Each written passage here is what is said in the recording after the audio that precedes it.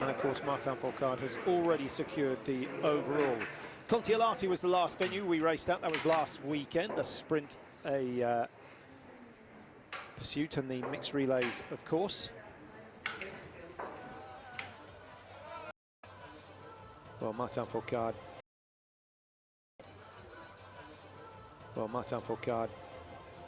finishing in first place in the sprint. Missed one target. Still managed to outski Andre Morovitz and Emil Hegler Svensson, who both went clear. 22:17 his winning time, and everyone thought he was set up for another double, having won the sprint, but he failed to win the pursuit the following day. But he did take his total up to 6 overall globes, 6 sprint globes. I mean, he's amassing the records, and one by one he is picking off the records of Ole Einar Bjorndalen. Morovitz unlucky. He was only 0.6 of a second outside, and he will know that the drop in tempo down the home straight cost him that 0.6 of a second. He took the lead when he crossed, but Fourcade was still out on the tracks at that stage. Julian Eberhard, a man who's had a sensational finish to the season for Austria. He's certainly a potential winner today, so keep an eye on Eberhard. If he can drop 10 targets, even Martin Fourcade is going to struggle to beat him. Arndt Pfeiffer getting his first win in the pursuit up in Contiolahti of the season. I think that takes his tally up to 8 overall. Fourcade missing too many targets, continually playing catch-up. Pfeiffer just very methodical, 5 targets going down time and time again. Well, those 2 misses on the final shoot for Fourcade, costing him a chance of a win. And what a race we had. Svensson was still in there.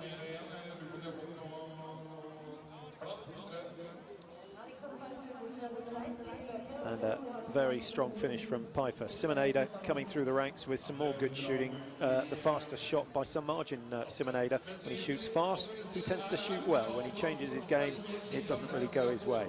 So the conditions here, still 6 degrees. I think that's delayed an hour or so because both Mark and myself feeling that the temperature dropping already. And this race is going to run through to somewhere near 6 o'clock, certainly, Mark.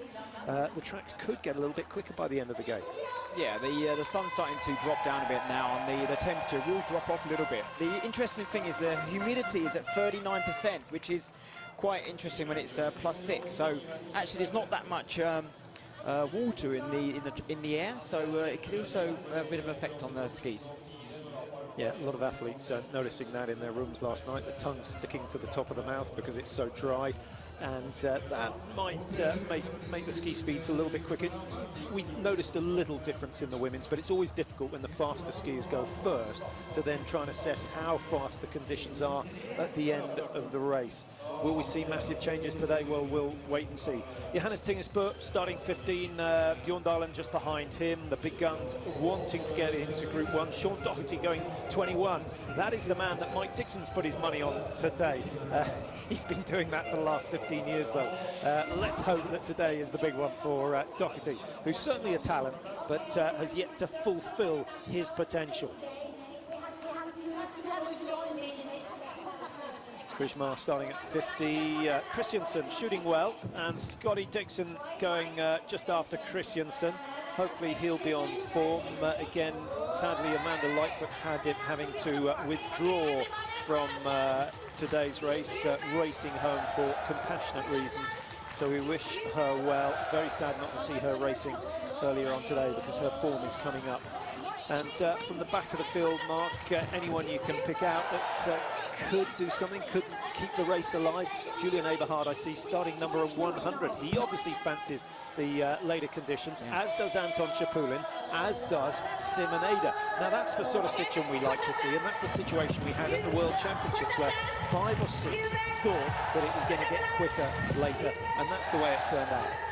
I think we can be in for a good end of the race here with Shipulin and Naida starting at the end to make it a little bit exciting. If anyone could do it, those two guys have got a good chance to upset the early runners. Yeah, and Alexei Volkov going number 108, so 54 minutes to get everyone underway. Karnikov will be back in the dressing room. He'll probably be showered and back in the hotel, which is only about 300 yards away from the stadium, before Volkov even puts his skis on to start the race. And he won't hang around to watch. Also with the weather conditions, there's a lot of new snow being made and placed on the tracks, plus the natural snow falling. So it's a bit of a mixture, so it can be quite deceiving with regarding the waxing and how you prepare the skis for the races.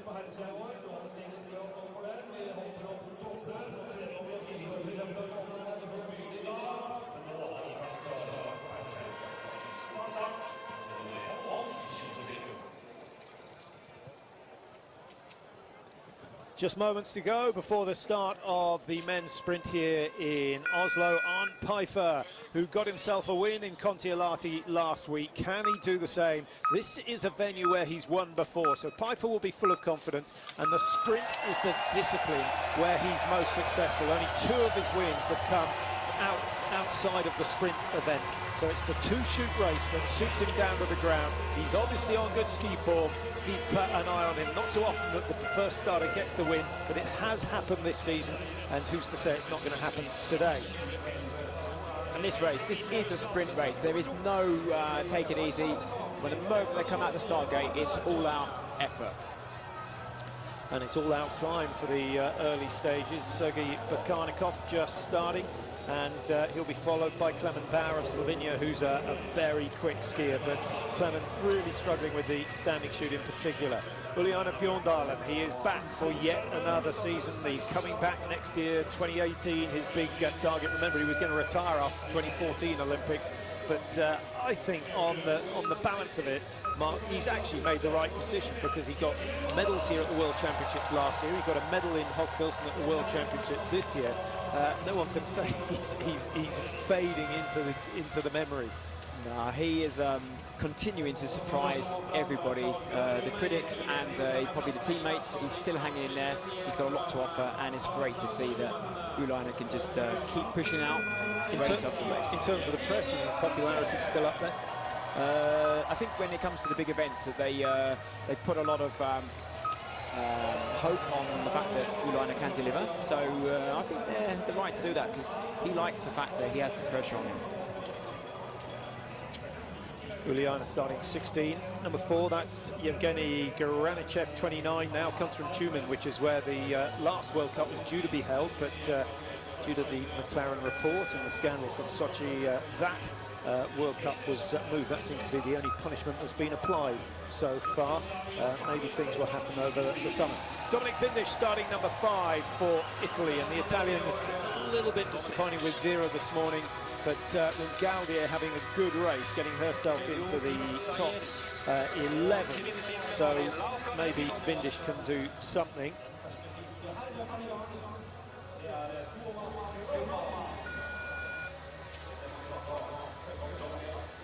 Finland's Thomas Grönman.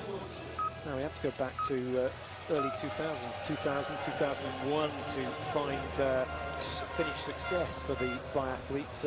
Vesa Hayatalahti was an excellent shot, and it's a shame that they faded away, but I'm hoping that over the next couple of years they can raise their game. Yeah. Ski jumping, cross-country skiing really takes priority there, I guess. It does, and I remember at the end of my time in biathlon, the Finnish team was a force to be reckoned with, and just like that, they faded out, and the new guys came in. Well, a Korean headband for Timofey Lapshin, of course, one of the 4 that has made the switch from Russia to Korea. All about producing some results. I hope it's about producing or generating some enthusiasm amongst the Koreans for the sport of biathlon before the Winter Games actually start. Semenov starting 8. Semenov ranked 26 in the World Cup standings, needs a couple of good races over the next 2 days to ensure that he gets into the mass start on Sunday, the final race of the season.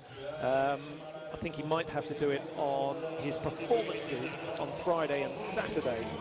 I can't see him pushing his World Cup position high enough to guarantee a start position. And Svensson's up next. Svensson. We saw him at the World Championships here last year. Didn't really go his way. He got a bronze in the pursuit, went 9th to 1st in the pursuit, 9th to 3rd, I should say. But it's been a difficult couple of seasons. What was it, 2014 when he got his last win? But there's no doubt that Svensson's on good form. He had some great results in Kontiolahti. Yeah, some great shooting. Only 2 misses out of every shot fired in Kontiolahti, so we could see something special today. And Svensson's form seems to be holding through to the end of the season. Podrushny now for Ukraine. Didn't race in Khanty-Mansiysk the last round of the World Cup last year. So it actually looks like Arne Pfeiffer's taking it easy there, but I can guarantee you the speed he's holding on the snow now is would be difficult to keep up. Yeah, he seems to me to be one of those guys who has slightly longer upper body relative to the lower body, but he's so stable on the ski. He generates a lot of power out of the upper body and holds the glide well. So he's an efficient skier, and the efficient skiers tend to make it look easy. Exactly, the very relaxed technique, and but don't be surprised on the speed that these guys are going, because this is the top of the game. Yeah, we were working out the average speed for the men in the cross-country 50-kilometre last weekend, 28.6 kilometres an hour. Now, I try to crank the treadmill up to 28.6 kilometres an hour. It is fast. To think that they're holding that for an hour 45. Yeah, and the terrain around the hills here in Oslo for 50Ks is a lot of uphill. Dominik Landertinger, first of Austria's challengers today, and the Austrians will be waiting to see what Simon Eder can do, hoping that, of course, Eberhardt can hit the targets, because if he does, he's highly likely to be in the top 3 unless the conditions get much, much worse towards the end of the day. We've got about another, what is it? We've got about half an hour before the sun is off the tracks altogether. And because the sky only has some 20% cloud cover at the moment, the temperature's going to drop very, very fast. So in half an hour's time, let's say 5 o'clock, I think we could be looking at 0 temperatures. Yeah, the track's already starting to get a bit shaded now into the stadium, so it's definitely possible that could be see an increase in the speed out there.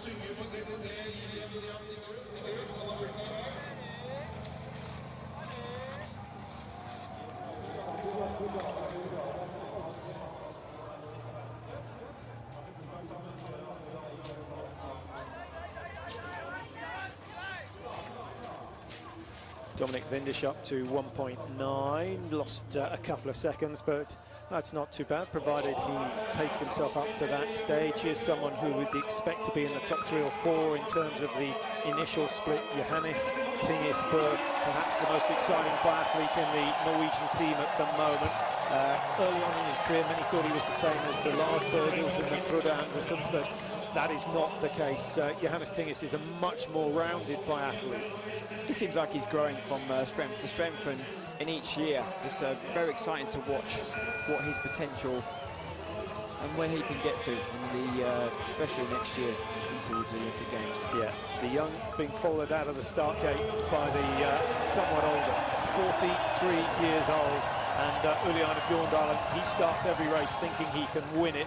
I think he knows now that he has to rely on the faster skiers, the Foucaulds and the Eberhards to miss targets, but he's still there often enough, and often just one shot away from a podium finish. Now, Pfeiffer, remember the early starters in the women's race could hardly hit a target.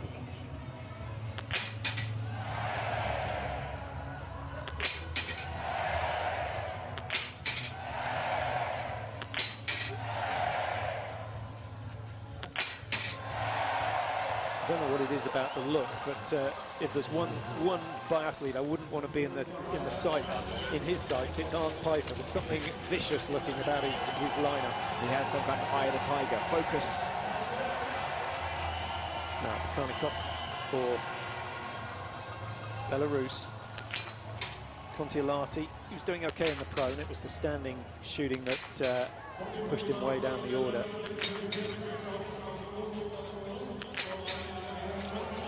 Between 2 and 3 seconds between each shot.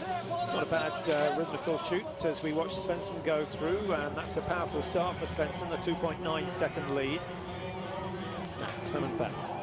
Let's will these targets down.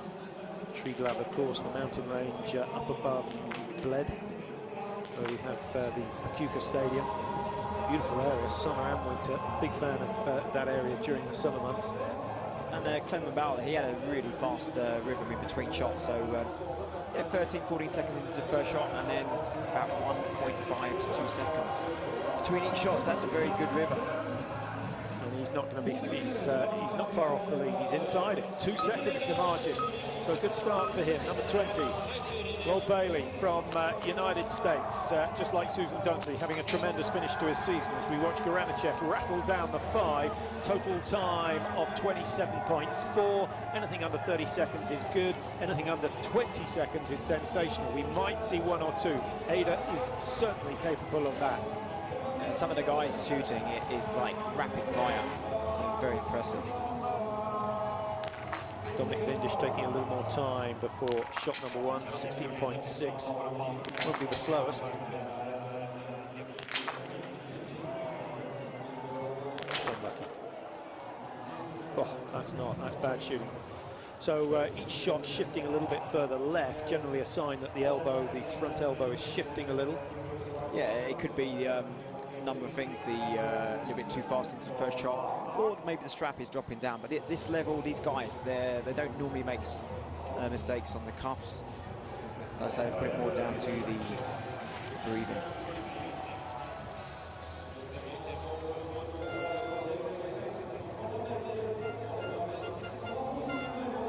A couple of thousand more up here now towards the end of the day. Generally, they finish work quite early in Oslo. The play is high priority in this part of the world. It is indeed, and especially on a Friday. We're talking like you would bail out of work about 2 o'clock in the afternoon and start the weekend. Now, you've been here for some years, based here. Yeah. What about the culture appeals to you most?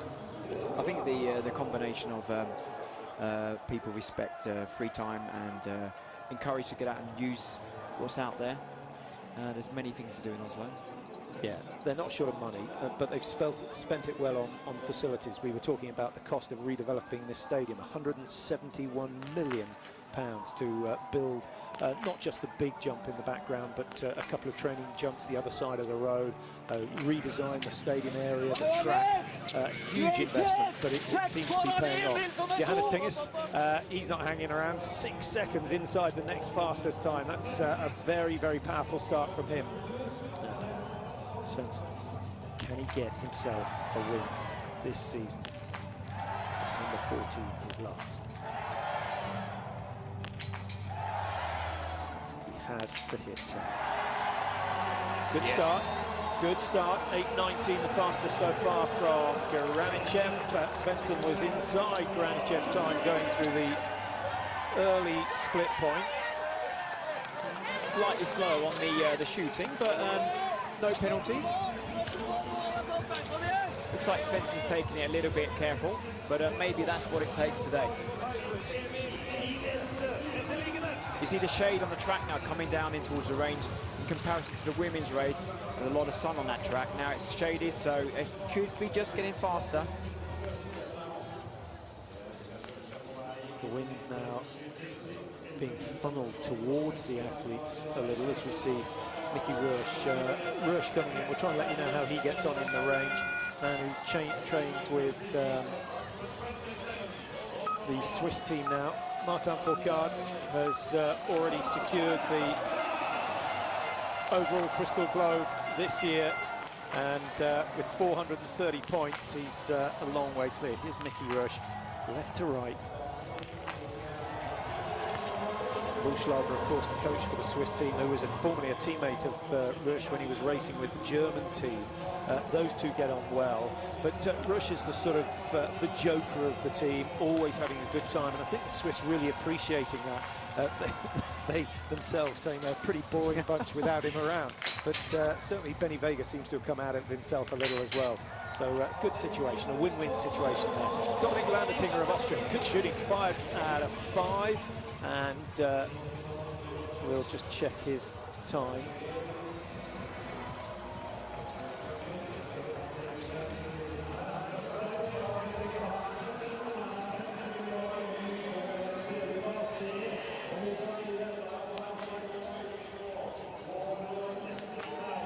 Freddie Lindstrom looked very relaxed over breakfast this morning. He ate a whole lot less than I did, but he's just sort of chilled out personality. I'm not sure he'll be delighted with the way this year has gone. He's won World Cups in the past. His day surely will come again. This is looking better. 8:16, achievable. Good shooting from Freddie Lindstrom, and 8 minutes on the clock. Shooting down what, lane 8-9. That was super fast, 25.1 seconds clear. What do you say, 5 seconds to most of the rest of these athletes out there? Yeah, Svensson's 8:16 could be beaten. Wow, Johannes Tingis quicker than Svensson going through the previous checkpoints. A 4-second lead over Svensson coming into the range. Oh, that's fantastic shooting. What's the total time in the range? 28.2, so slightly better than average from what we've seen so far. Johannes Tingis chasing Lindstrom's time now at 8:15. And he's only got a few more meters to go. He's going to be inside by 5.7. Great start from Johannes Tingis. And this is just what the Norwegian team wanted. Although, Mike, it's a sort of bittersweet, Mark, it's a bittersweet situation, isn't it? They wanted to see this sort of form in Hogfield. Yeah, but at least we're seeing it now, so can't have it all. Whoa, just over to the left-hand side for Bjorn Dahlen, and then throws the last one right. His day is done. That's the painful thing about the sprint event. You know, at this level, one missed shot, your chance of a top 10 is looking pretty slim. 2 missed shots, you're out of the top 20. But there's one thing that if someone's strong in their mind, it's Uulainen, and although he has 2 penalty loops to do, he will be killing himself out there on the track to gain every second back. Well, 8:09 is the fastest. Bjorn Dahlen was, what, 11 seconds down coming in, so he's going to find himself at least a minute off the pace of the best after the first shoot.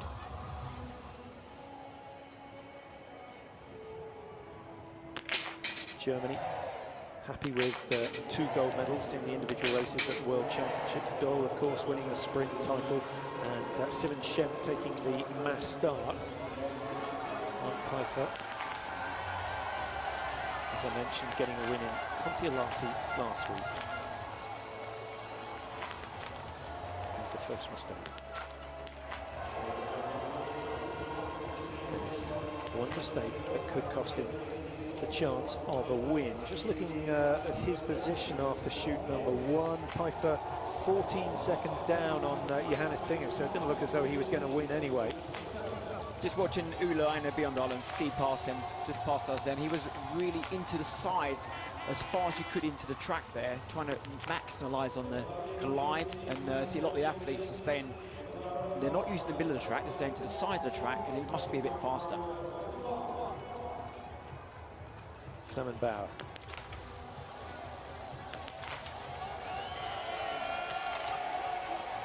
Missed one in the sprint stand in Kontiolahti. He missed 2 in Pyeongchang. Limits it to 1, so it's going to be a decent race for Clement Bauer, but the day when he hits 10 out of 10, he could be right up there with the best. Martin Fourcade, 6.7. There were signs, perhaps the most telling sign up in Kontiolahti was that he didn't take part in the relay events, that he was starting to fatigue, and 6.7 off. We've often said, written him off on the first loop, only for him to do something sensational on the final loop. Yeah, I mean, come on, he's had such an impressive season so far, so it wouldn't be surprising if he's at the end of his candle this season. Yeah, 13 wins. He's set the new record mark with 13 wins. Could take it up to 16 come the end of this weekend. I think that's unlikely. There's not that many better pursuit players than Fourcade, so if he can just get into an okay position, I think that tomorrow can be a whole new chance to pick a few more medals up.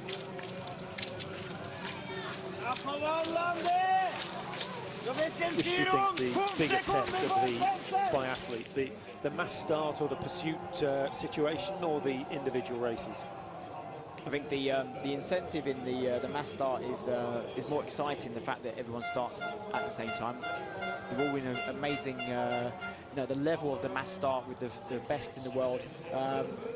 I think it brings more out of people. With pursuit, you're chasing the person in front of you. It's also going to make you push in a different way. But the mass start for me. Yeah, and the pursuit's difficult because those who start first are expected to win, and that pressure certainly seems to weigh heavy on some. Those who start down in 20, 30, nothing to lose, might as well go for it. And 1 or 2 of them will hit all the targets and make a spectacular comeback. Lucas Hofer. Oh, just surprising how many people are missing shot number 4 and shot number 5. Yeah, I think it's like they found a good room. You see the wind flags, it is a little bit choppy down there. So that's Windisch, Bjorndalen, Hofer, all missing the last 2 targets. Hofer going crazy on the penalty loop.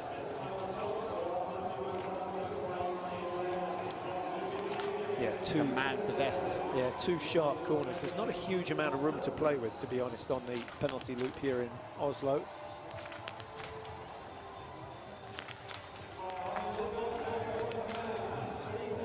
Semenov, 10 out of 10. Granichev has cleared 10. Now it's Svensson's turn to see if he can do the same. Svensson in 3rd place after the first shoot, but the 2 who are ahead of him both started after him. So he should, by rights, take the lead if 5 go down.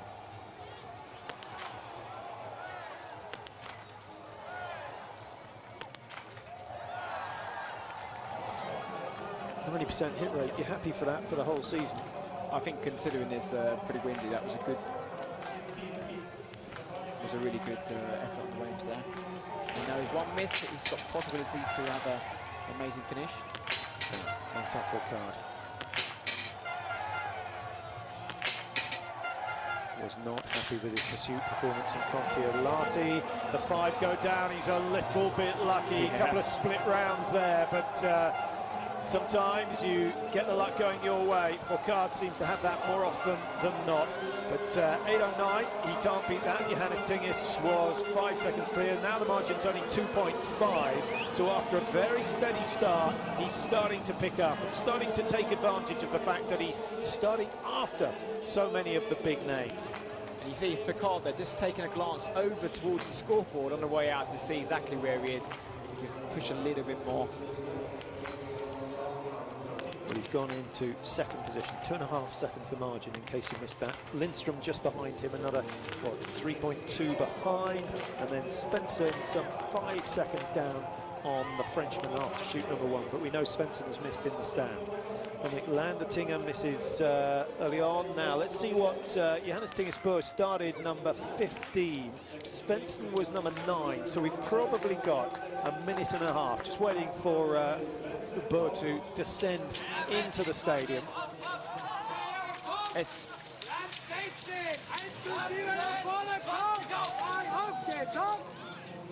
Tarje Bø, 10.5 off the mark. Really difficult season for him as well with illness mark. We were mighty surprised to see him actually getting a place in the World Championship team, considering he hadn't raced in a World Cup before then. Yeah, he's been very unlucky, but you know, the amount of training volume they've been going for this summer, it's not surprising that sometimes the body just doesn't want to play. So Freddie Lindstrom, well positioned after shoot number 1. Still in 3rd position, 5.7 down on Johannes Tingesbø, who will be coming in any moment now. There he is. If either of these two go clear, they should go into the lead.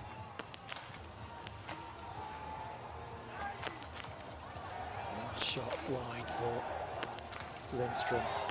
Johannes Tinges, he looks to be on a mission, and when he's in this sort of mood, he's a very difficult man to beat. So he is going to set the marker. Granichev goes through the 8.5 with a decent lead, but Granichev has over 101 starters starting behind him, so he knows that his time is just there to be shot at. Let's see what Bø's time is. 9:16.49, the fastest at the moment. He's 18.3 inside, and now he's got to turn it up. He had a very quick start mark. He was 6 seconds clear of Fourcade at the top of the first climb. Just slightly concerned that he overcooked it. Racing at home, pushing hard, responding to the crowds. Yeah, I mean, the speed of that last shoot as well, that was impressive. You got time on that? Well, we'll try and pick that up a little later. I haven't got it on the screen at the moment, but I shouldn't think he's much over 23 seconds. Yeah, excellent. And we've noticed throughout the season that when he changes that tactic, when he slows it down, gives an extra second to each shot, he is far less successful. He's a sort of he's a reaction shot.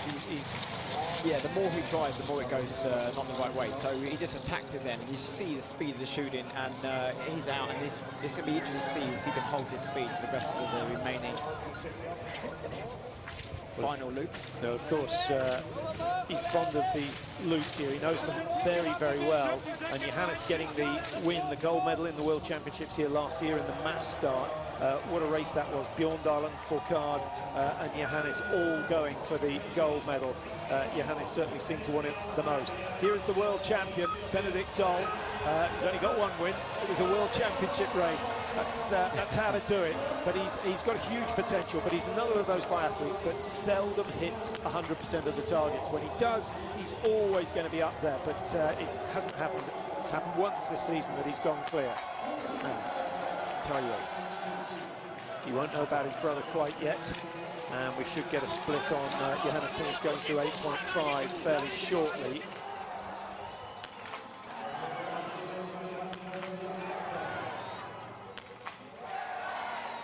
A lot of missed shot 4, safely through that mark, and all 5 going down. He's going to be, well, he's certainly going to be behind. I'm just trying to find out exactly where he was coming into the first shoot. Well, he's some 12, 13 seconds behind, and I don't think he's going to improve on that. Arndt Pfeiffer starting first, always a relief to finish first. 25.52, the lead time. It would have been somewhere around 25.20. Oh, Lowell Bailey. Well, just before the race, we were talking about what the difference is with the Americans now, and we were saying it's their standing shooting that has been so good over the last month, and suddenly Bailey and Dunkley let us down. I'm sure he's got a game plan, and also for Dunkley this morning, but it just doesn't seem to happen now. Well, it's been a good, yeah, it's been a really good ski from Clement Bauer. But it's nice to see the Americans doing well. We need the Canadians back to where they were 3 or 4 years ago. So we have a real competitive contingent from North America. Goranachev's going to set the target time. 25:52 will be well beaten. He had a good 20-second lead at the start of the last lap, and the margin now 29.3. Good effort from Goranachev, and he's a great he's a great pursuit skier as well. So even if he's 30 seconds behind, he's a danger. Now the French second in the Nations Cup standings. If they can pepper the top 10, they could well push Germany down into second place. They've got to gain some 60-65 points throughout today. That generally, you don't get a swing of that many points in one race, and this is the last race to count. So Germany have already wrapped up the Women's Nations Cup standings. If they win this, they'll get the men's and, of course, the overall. Other news from today, Kukalova miraculously getting the sprint crystal globe, with Laura Delmar dropping down outside the top 30. Never thought I'd see that.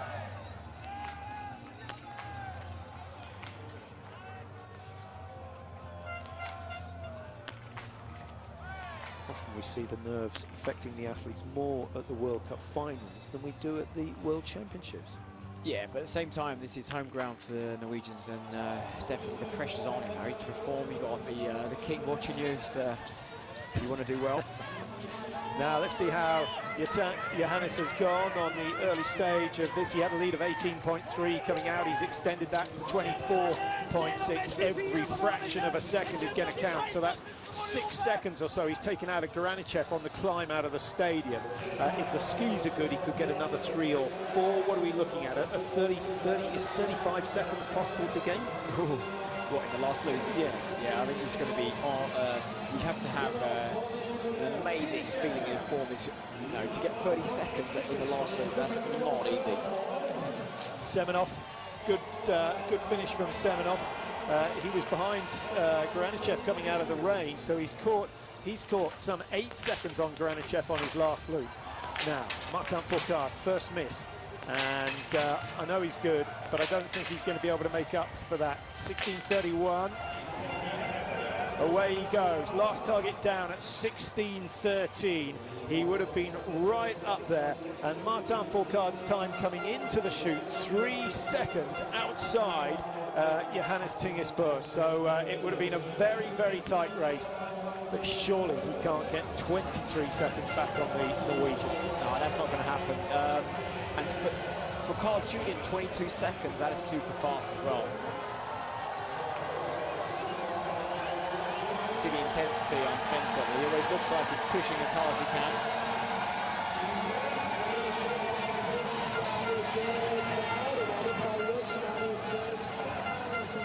Nine out of 10 for Svensson, and that keeps him out of the top 3, 39.1 behind. Good start in the pursuit.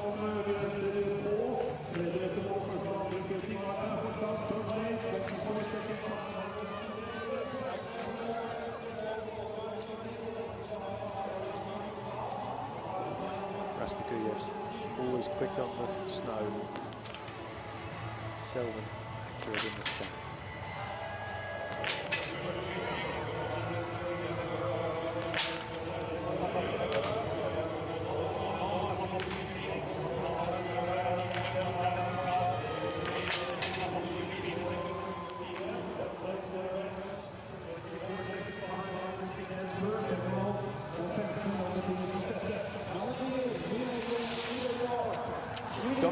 What a shame about that one miss, but he's had a flyer over the last 2.5 kilometres.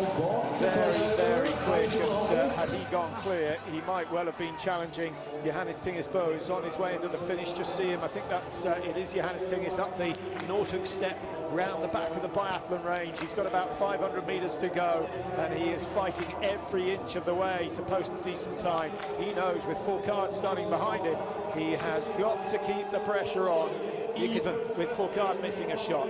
You can see the coach is really running after, pushing him on the last final stages of the track. Just dropping off the plateau. The separates the Biathlon range from the waxing hut, and down into the last 100 metres now. Johannes Ting is coming into the finish, just over 100 metres to go. It's going to take him 4 or 5 seconds. Absolutely flying down the home straight. 24:48 on the clock. He's going to be well inside the 25:14. And Johannes Ting is both a new leader. The margin 21.5 seconds clear of Landertinger. And when he left the range, the margin between Bo and Landertinger was 30. So Landertinger's had an exceptional final lap. I thought that Johannes was going faster towards the end there, but actually maybe he was dropping off. Martin Fourcade, 24 seconds behind at the start of the last 3.3 kilometres. So we will see. He's closed down. The biggest margin he's done this season is 17 seconds on the last lap. He did that in Huka. He's done 15 seconds a couple of times. Didn't make the chase in Contiolahti. He's fast, but to pull back that amount of time, I don't think he's Second world champion. Oh, he continues to shoot like that, way over to the right-hand side. That was right as well. Scrapes inside, 4 out of 5 for Benedikt Göll. Yeah, I think he's come off the boil a little bit since we were in Austria. What a World Championships it was. Everything seemed to go to plan. The snow conditions were fantastic. The weather was unbelievable. And of course, the racing was like something we've never seen before. So close, particularly the time trial events.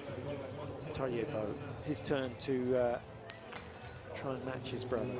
But Johannes Ting is in and out in 16:31. Tarjei does not shoot as quick as his younger brother.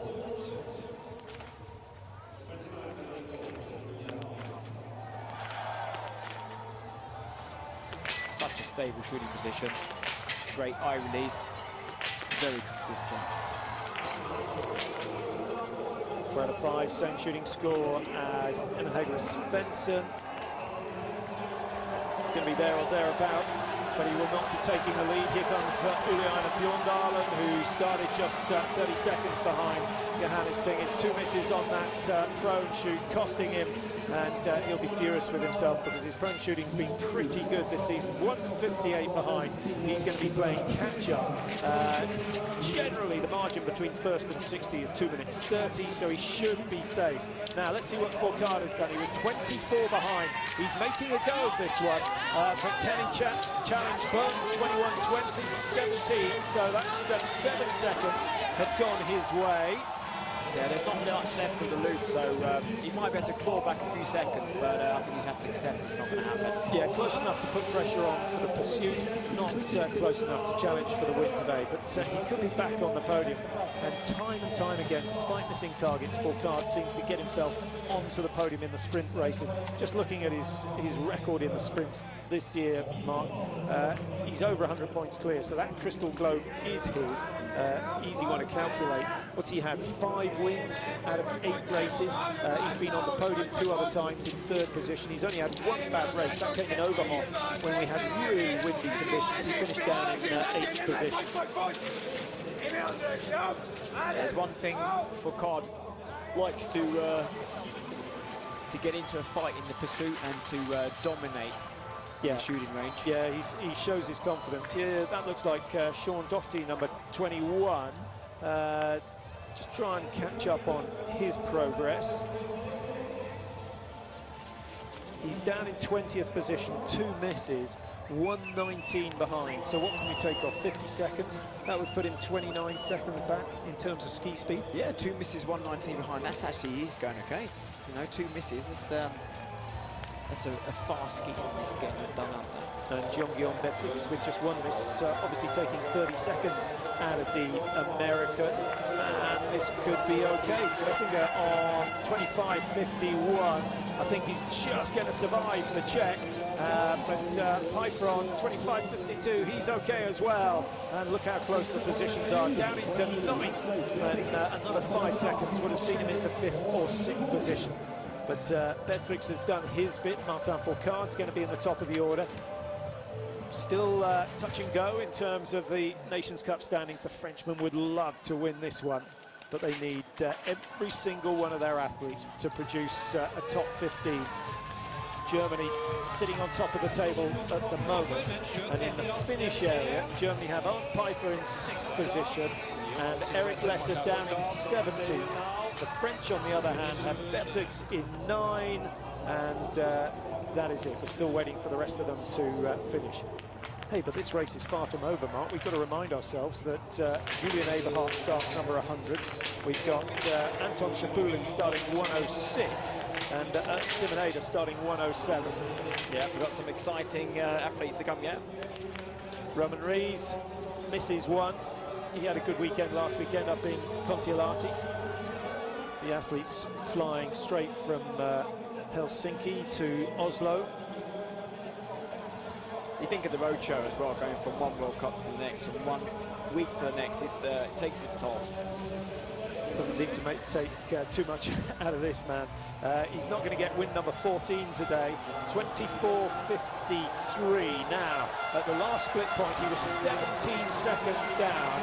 Fourcade trying to make sure that he doesn't give those starting after him any opportunity at all.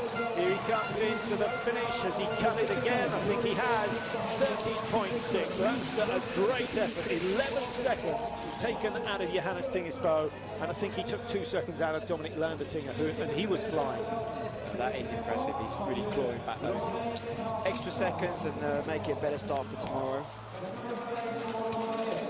He never seems like he's tired after the car when he finishes the races. Well, he jumps off his skis and he's still moving. Nice flashy manoeuvre. It's not easy. You should try it sometime. Face plant. Good shooting from Andrei Morovitz, and Semenov on 25.23 is going down. In fact, Semenov survives. Morovitz going into 5th position. That's a good race. I think the Czechs are going to be delighted with today's racing. They've got a crystal globe through Kukalava. Vikova still going well.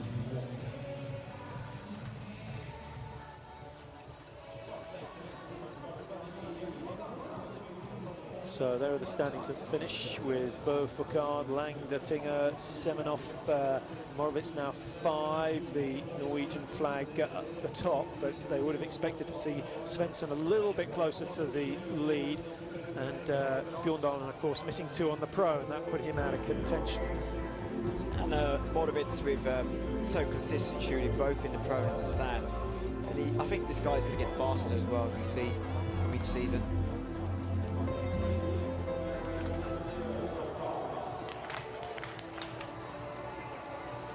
We've only had 3 winners from the 8 sprint races this year. Fourcade, of course, has won 5 of them. Benedict Doll getting 1. Saint-Champ getting 2.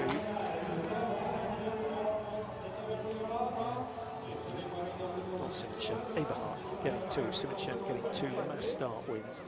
Julian Eberhardt of Austria, who is on the start list today, going off number 100 out of the 108 starters. Danny Mestic also going late on, so the Austrians, interesting tactics. Dominic Landertinger going in Group 1. And I guess that's the way, when you're not quite sure, put a couple in Group 1 and a couple in Group 4. I don't quite understand what they're thinking, but it seems like it's good tactics to maybe rely on the early start at the end of the group to get better conditions. Probably only 10% of the course has sunshine on it now. Certainly the light around the stadium's dropping, losing sun.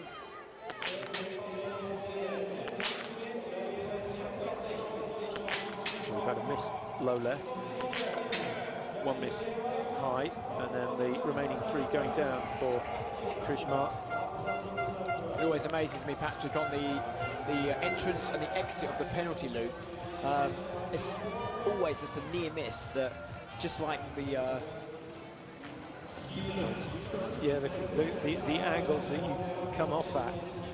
Yeah, there are one or two. The other one that's difficult, actually Holmenkollen was almost at right angles. They were asking for trouble there, but somehow they seem to avoid each other. Who has right away? Person coming on, person coming off. I think in the stress of what the position is in the person racing, I think you see that they're really gunning to get out first or take priority. I think you can feel it actually in the race situation. Down the back straight for Tarjebu and onto the big climb at the end of that particular straight. Benedict Dole, one miss. Now, it'll be interesting to see how he ranks against the others that have missed just one target. Martin Fourcade lying in second with one miss. Landetinger in third with one miss. Benedict Dole all the way down in 14th, 45.5. So the speed we saw from him between Christmas and the World Championships has just dropped away. Only a couple of percent, but it makes a lot of difference in terms of places. Corner's getting quite tricky now, deep slushy snow, and that's the same in the course. It's the steep uphills and the sharp corners that suffer the most in these sort of conditions. Yeah, the legs are heavy as well. It gets difficult to turn. It's not easy. Tarje into fifth for now, not a bad recovery, 28.4, third fastest of those who's missed one target, but still Johannes Tingesbø of Norway who leads.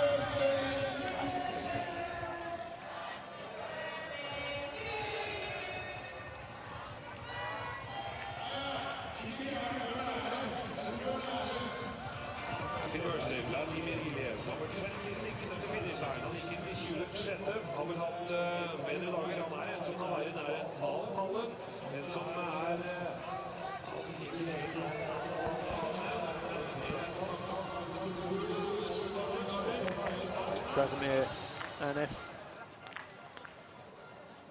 Last little blast for him. You don't see that many athletes doing other than skate one climbing technique up that last hill. Normally quite a steep little section there. Yeah, Lawrence Vega looking very strong for Austria there, wearing 37. Yeah, the Austrians have done well. They've sort of created a similar situation to the Scandinavian ski gymnasiums.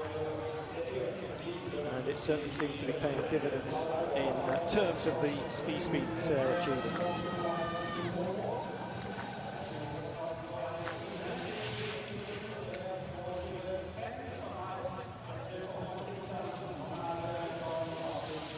'13th place for NF, and in terms of shooting, what do we have? 5, 6 women shooting clear as we watch Simon Fourcade, latest starter.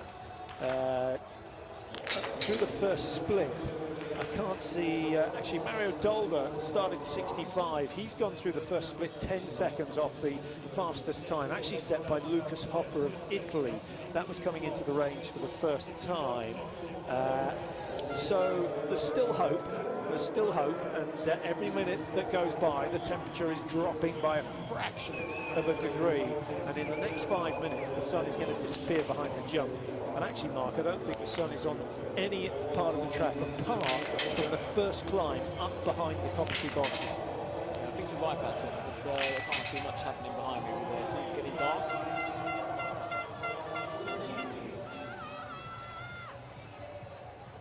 And still they leave the start area from our position. I can see maybe 4, 5, 6 athletes still waiting to go, maybe a few more.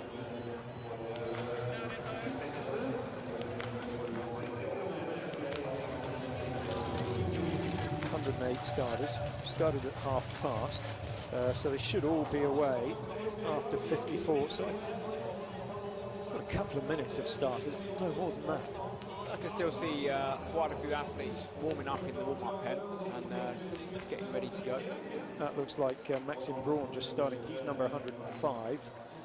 As we look at the lead aboard, Arne Pfeiffer started one, down in 17th, an expensive miss from him, and 52 seconds off the pace. You wouldn't have expected that. Here's the man who leads. His body language would tell me that he wanted to win today. Super focused. As a French coach working with the Norwegian team, I think he's enjoyed working with Johannes Tingis. He's a big personality, isn't he? It's great to have some interesting personalities in the team to lift up the spirits and get you through the days when it's a little bit difficult.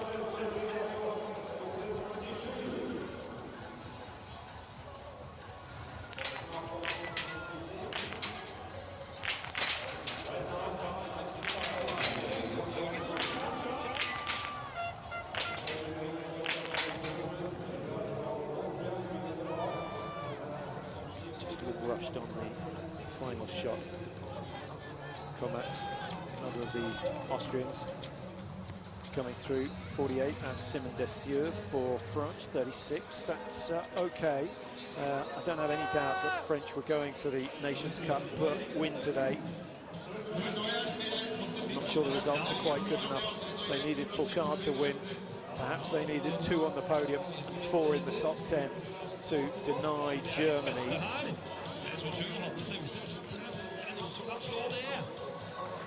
Definitely in this condition, it's like you really have to place the ski in the right place as you land onto the snow, because deep snow will take the ski off to the wrong direction. You don't stay sharp and keep them landing in the right place. It's not easy when your legs are tired to put your skis down exactly where you want them to go. But isn't that the difference between nations where, let's say, the snowy nations and the lowland nations? The Norwegians, for example, when they get tired, their skiing technique doesn't really look any different from when they're fresh. Exactly. It's just not quite as quick. Thousands of hours of practice.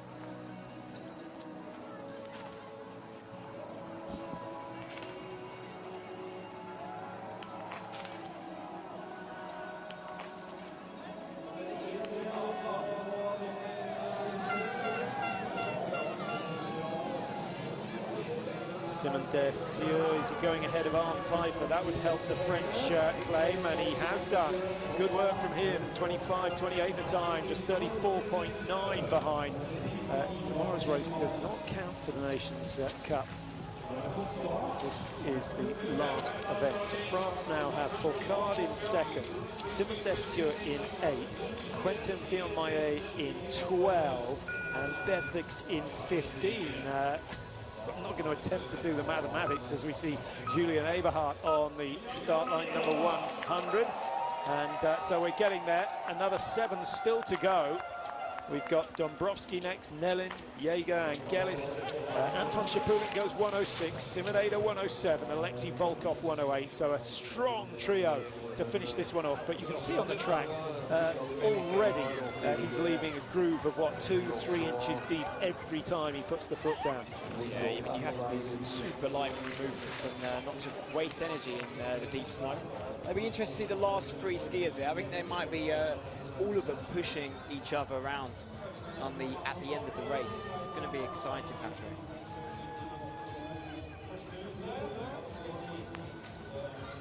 Sadly, they don't have a visible thermometer. I think maybe you should pop outside, Mark, just have a look at the temperature, see what it is.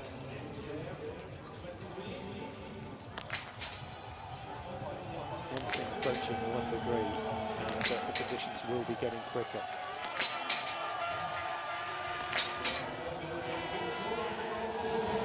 Yeah, Patrick, you know what? The temperature is starting to drop a little bit now, so you know, every minute, a fraction of a degree colder. Could be slightly faster in tracks, which is good for starting at the end now. Yeah, for those starting now, they've got another 25 minutes maximum of time out on the tracks. A degree could make all the difference. And I suspect that Julian Eberhardt is going to be chasing the game when he comes in for his first shoot. And if the conditions have gone the way he was predicting, he could produce the fastest last lap of the day. Well, you can see the moisture in the snow.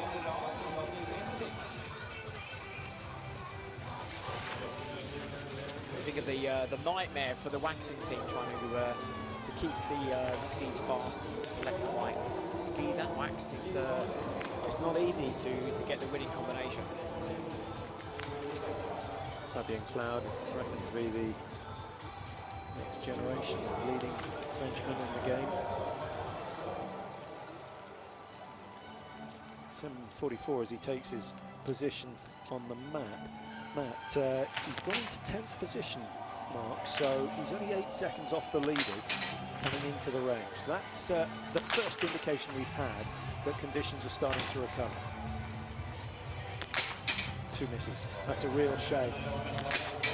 That could be the critical performance for the French today.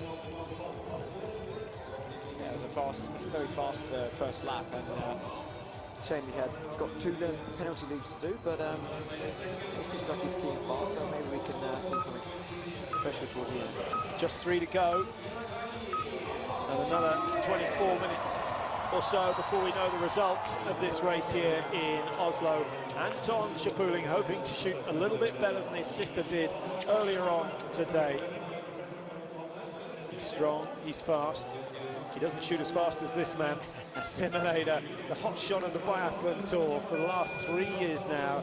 He taught himself how to shoot fast, and it has certainly paid off in bucket loads over the years, and consequently one of the most exciting biathletes out there. What will we see from him today? And he's just like Johannes Tingesbo. If he tries to shoot slowly, he shoots worse. 10 kilometers still to go.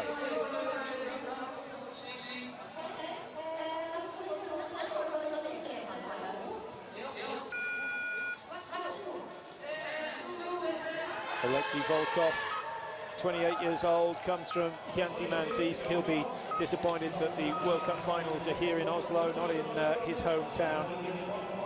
Nice atmosphere in Khanty, and actually at this time of year, you're still guaranteed temperatures down around -15. It's very different snow conditions out there, much, much drier. A bit like trying to ski on sandpaper. It's hard work. In fact, did they ever get any summer out there? I think it's winter all year round. Well, the permafrost, most of the houses are built on. I know there was a concern 10 years ago that permafrost was starting to melt and the houses were starting to sink, but I haven't heard about that recently.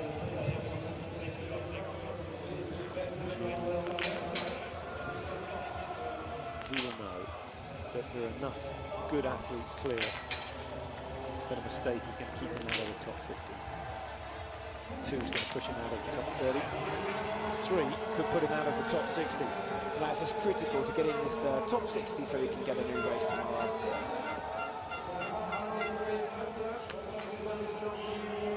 He's back. Come across him before. Yes, back. I can say I've never seen this guy in the streets of Oslo. Seen him on TV, but I've bumped into him. Front shoot, 27.7, second faster than we saw from Johannes Tingers, current leader, but a little bit slower over the first 3.3 Ks. 15 seconds down.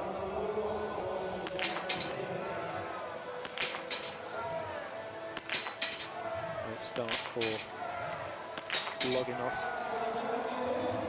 The host nation certainly didn't feel it was going to get quicker.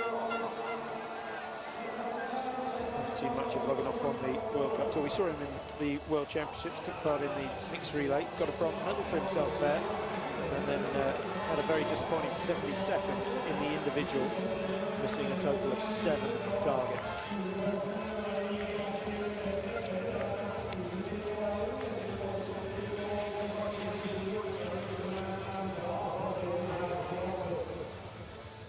Last rays of the sun just piercing through the metalwork of the modern jump here in Holmenkollen, and shining on a scoreboard that reveals that Norway have the lead. 16:31, the leading time through the second shoot, and Johannes Tingers has come through to hold a decent lead over Martin Fourcade. Still not decided though. And the general public in and around Oslo will be crossing their fingers right now and hoping the last late starters Don't upset the party. Now, it's one thing being good at winning, which the Norwegians certainly are. They're good at losing. Well, you don't like to talk about it. So I think you should have analysis. It becomes a habit. They've been so strong in the Nordic and the cross country, even the Alpine now. It's kind of a little bit expected.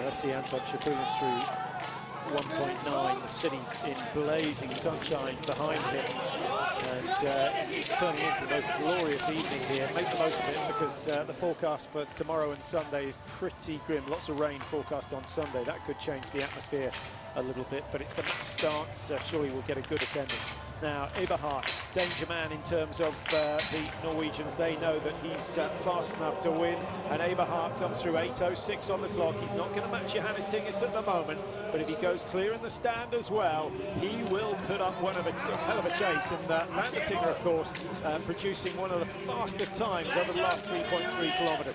Simonator 13.8. That's too much to give away on the first loop. It isn't the ski speed, but seeing what this guy can shoot like and how fast he can do it, I think we can't make any bets in the moment, Patrick.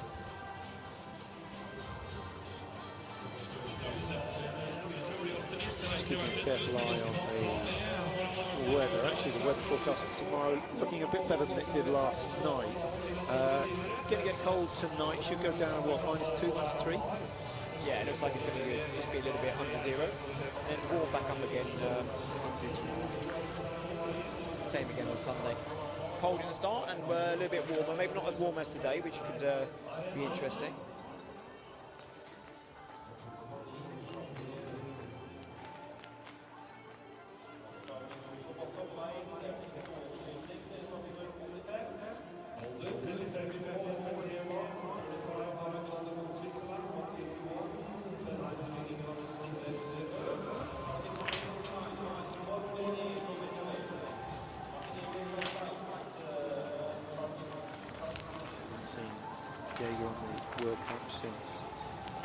I think it was just after Christmas. Got a couple of decent results there in very tricky conditions. Actually shot better than that, maybe rushed a little, 28 seconds. An extra 3 or 4 could have made all the difference.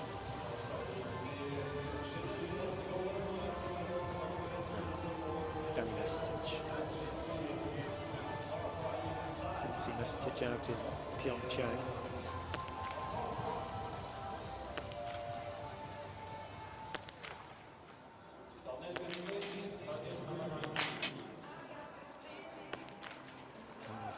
Few athletes that reach the ripe old age of 40.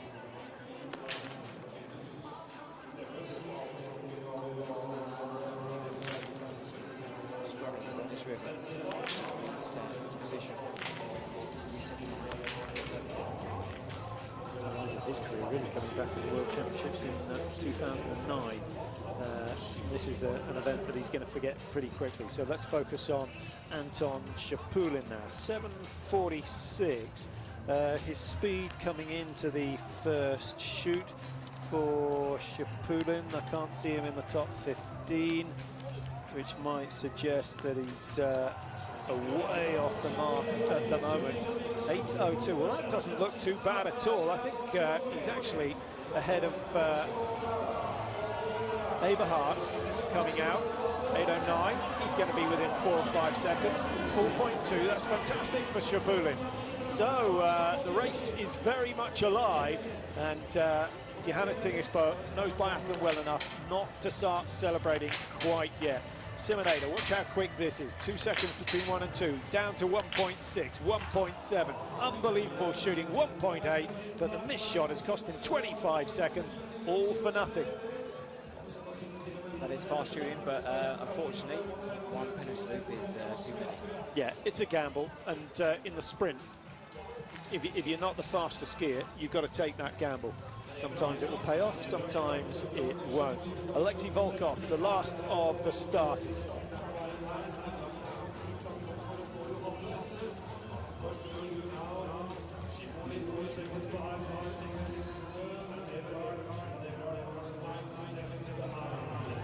Saw him in the mixed relay in Contenders. That was the only race he did there. Needed spares on both shoots. Not today. That's great shooting. Very, very solid shooting, and Volkov not quite quick enough to stay in. 21.8. That certainly goes in the top 3 in terms of speed on the prone shoot. Very impressive. Yeah, that's pushed his position right up into 34th. And if he can do the same in the stand, and the conditions get a little bit quicker, he might well challenge for a top 20 finish. So Julian Eberhardt, not a bad start. Markey's down in 8th position, 9.6 behind.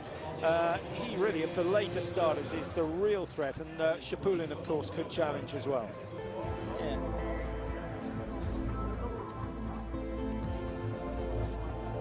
And interesting with Shapulin, the last 2 World Cups, he has, in the sprint, started off not so great and missing 3 penalties on both sprints, but amazingly on the pursuits, pulled back from 29th place to 10th, from 23rd to 2nd, Patrick. So right now he's having a good day. Tomorrow, what a track form is, could be on the podium.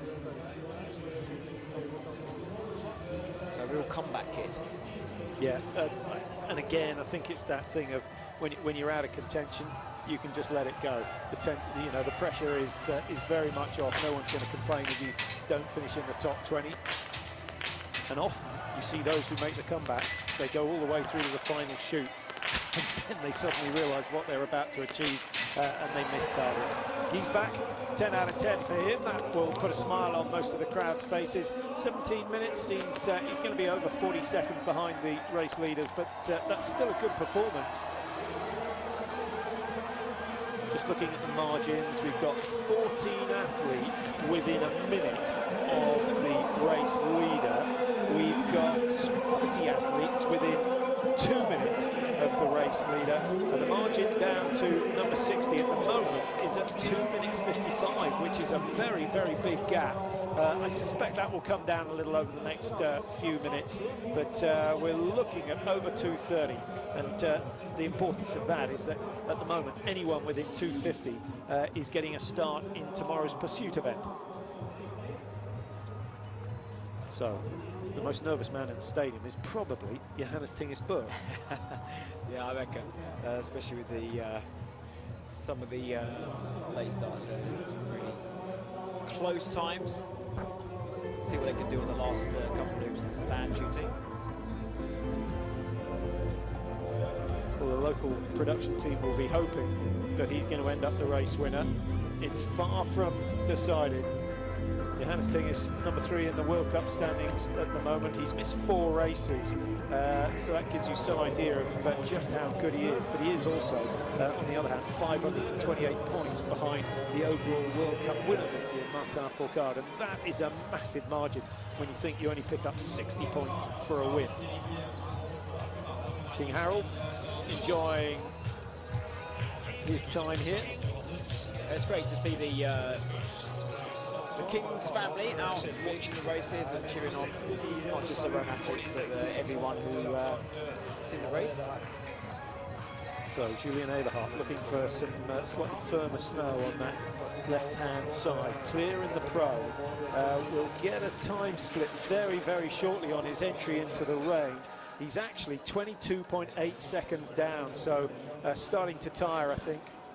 And the conditions have not switched quite as dramatically as we thought. A quick shoot, an accurate shoot, and he could come out within 15 seconds of the leader. That could be worth the podium finish. He's normally pretty consistent with stand shooting, so, well, may best be too soon.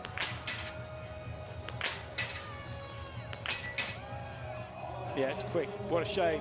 What a shame about that first shot. 21.3, and Julian Eberhardt would have clawed back 5 or 6 seconds on Johannes Tingesburg, but with the penalty loop, he's going to lose 20, and now he's fighting for a top 5 or 6. One of it's on 16:55. What are we looking at? A margin of around 37-38. Yeah, he's going to have to go some to get into the top 10.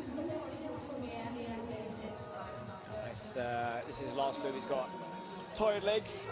He's really going to have to pull this. Yeah, I think his greatest achievement this season was actually his pursuit last weekend, getting through a 4-shoot race and holding on to a top 3 position. Yeah, good sprint, 9th place. Contenarti, 2-0. Can shoot well. Well done for Card. Well, he's got fans all over the world. He's got 1 or 2 fans who are dying to see someone else win. Well, that's happened today. There's no doubt about that. But you know, you just have to admire what he's done, and you know, you often have that conversation: who's the best ever? Card certainly is a more complete biathlete than Uliane Bjorndalen.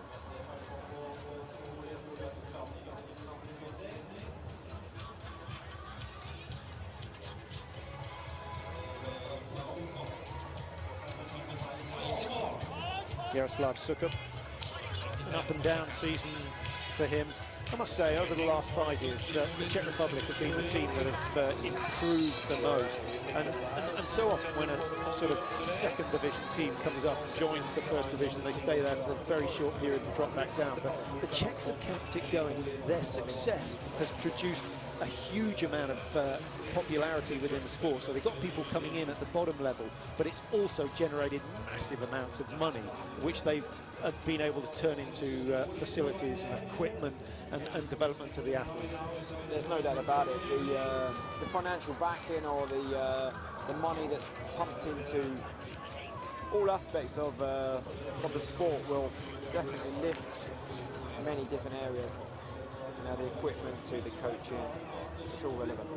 Now, I think Shapulin has suffered a little like Eberhardt on this second loop and lost significant amounts of time. He was in 3rd place after the first shoot, and already the clock on 16:16. He's got to go clear. He's got to go very fast. This is good. 4 out of 4. Last one for Shapulin. Down he goes. Great shooting from Anton. A little bit unlucky for him that the conditions haven't changed more, but he's given himself a very, very good chance of getting into the top 3. 21 seconds between 1st and 3rd in the finish, and Shapulin should be going. Is he going in a 2nd? Is he going in a 3rd? He's 2nd place. 14.9 down. Now, if he's feeling good and the temperature has dropped as we thought it might, then he's got a slim chance. But that's a fantastic effort. Amazing. 21 seconds shooting. He's got everything to go for, and he pulls it off. And well, 14 seconds out there can be done. Now, let's see what Ada does. Let's go for a fast one. Camera can't even keep up. Incredible, incredible. Great to watch. 1.4 between shot 4 and 5. We're under 20 seconds. 19.4 from Simon Ada. Sort of form we saw from him up in Contiolahti. What a shame about that first miss in the pro, because if you take 25 seconds off this time, he would have been vying for a top 3 position as well. 38.7. He'll be racing for a top 10. If he can keep that margin at 38.7, that will put him into 9th position. Insane shooting speed. It's just getting faster and faster. I mean, what's the in the next 5 years? What are we expecting? 15 seconds clear?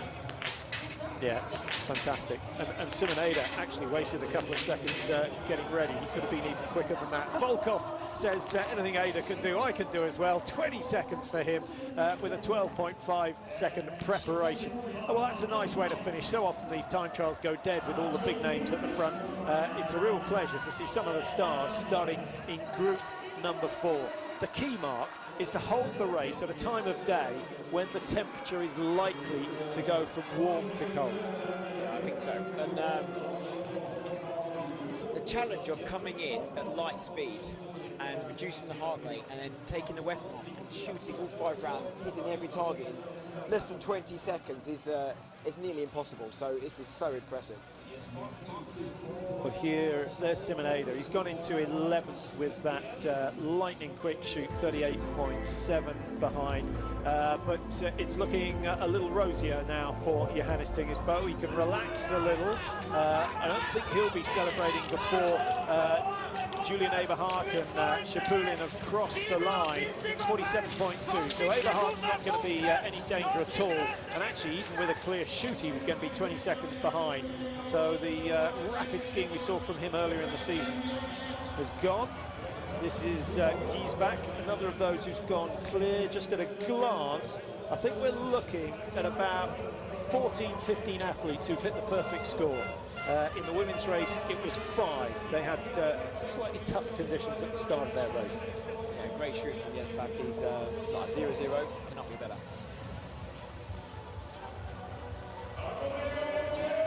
See how deep it is on the final turn into the range, or into the finish line. Super deep snow. Hoffa survives, Bakarnikov on 26.01 is okay, and Simon Schemp on 26.05 just survives. He's about going into 22nd position. Consider his 2 other sprints he's done on the World Cup this year, 92, 61, 22. That's the sort of progression you like to see from your athletes. Great work, and that's a big, big day for him. I think he's going to be really happy. 24, so not as young as Johannes Tinges when he started to hit top 4, but still 24 gives him another 4 or 5 years before he reaches his prime. Yeah, just to get a look in the team, you know, in the national arena, is after the second shoot is down in 4th position, but Fourcade has seed up into second. Granichev's dropped all the way down into 7th at the moment, so likely to go down at number 8. The question is, what will Shapulin be able to do? We're going to find out here. He came out of the range 14.9 behind, and the margin has got bigger. It's looking good for Johannes Tingesbo. It's looking good for Mark Fourcade, who finished only 13.6 behind the Norwegian. Yeah, brave decision to go in Group 4, but it's somewhat backfired. Yeah, I think yes, you could get a slight increase in the snow because the temperature's dropping a little bit, but at the same time, it's not any easier to ski. It's very deep in certain areas of the course.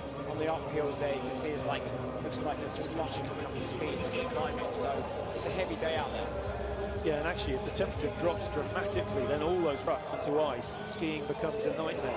Relaxation is just about impossible. So perhaps they made the wrong decision, but brave enough to make a decision.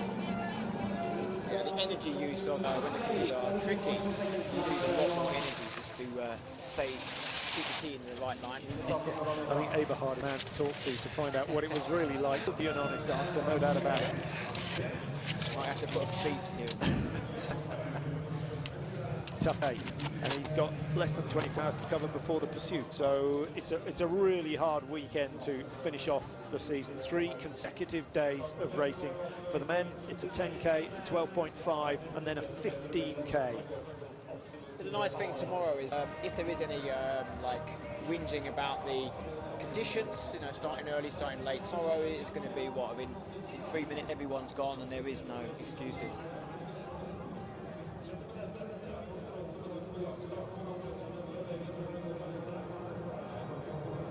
We're just waiting for Shapulin to come over the top of the hill now. Sun's still shining, looking strong. Great shooting, fast shooting.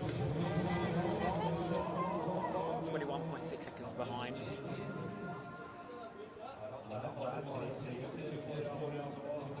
It's a great feeling to come in towards the stadium. See you've got less than 1k to go. Shapulin's in the position, going through 9.5. So he's being urged on. He's now some 7 seconds down on Martin Fourcade, and the question is whether he can hold off Semenov of Ukraine who at 9.5 was only 2 seconds behind. In fact, at 1.8. It's a very, very slim margin, and it's going to take an extra big effort from Shapulin if he wants to go on the podium. 2 on the early part of the climb, switch escape 1. The Russian fans looking on, and this is their #1 biathlete. Has been for a number of years now. A mass talent. He knows he has got to push all the way to this line. It's all about top.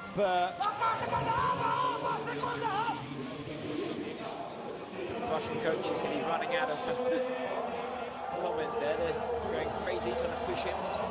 Yeah, Landertinger, remember, still lying in third with 21.05 behind, 25.40. It's going to be very, very close. Third or fourth looks like for Shapulin coming into the finish.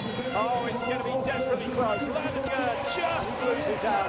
And Anton Shapulin with a last 50-meter dash holds on to third place. 21.3 and a degree in temperature, and he could have been top. That's how tight it was. Had the race started 15 minutes later, the gamble might have paid off. But take your hat off to Shapulin. That's a fantastic effort to finish third, having started right at the back of the field.